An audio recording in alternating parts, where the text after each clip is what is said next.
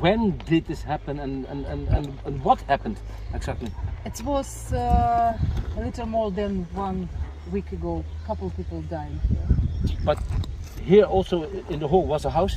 Yes, it was a house. Looking at one of the places where a Russian missile hit a residential area of Kramatorsk, volunteers from the Netherlands are out of words. They say it is difficult for them to understand why the ammunition fell in this area, because there are only ordinary houses of civilians around. Why aren't the ship rockets on houses? Just for boats, right?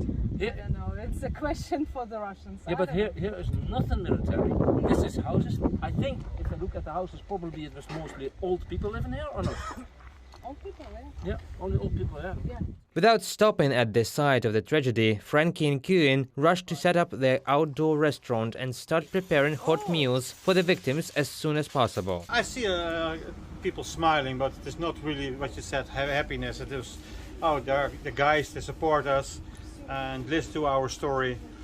And yeah, we give them food, and yeah, food is always welcome by them, especially French fries and our ketchup, frikandel. And I think they have a good feeling that we are here today.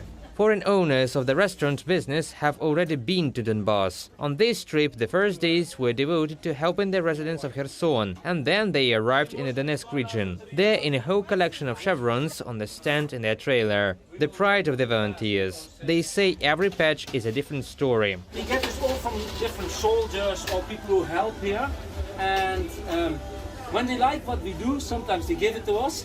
Grateful residents of Kramatorsk were no exception. New chevrons immediately appeared in the collection of volunteers. What did you bring? Did you see that they have such a collection? Yeah, we brought a collection of chevrons of the patrol police from all sides as a keepsake. Let them know that we are here. But these are not all the presents that guests from the Netherlands will bring home. Hospitable Ukrainians brought conservation of their own production and sang a Ukrainian song to the volunteers.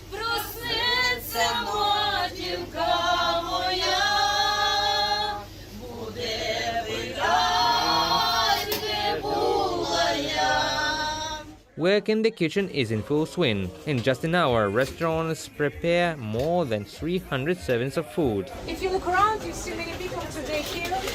That's why I have to do this very fast.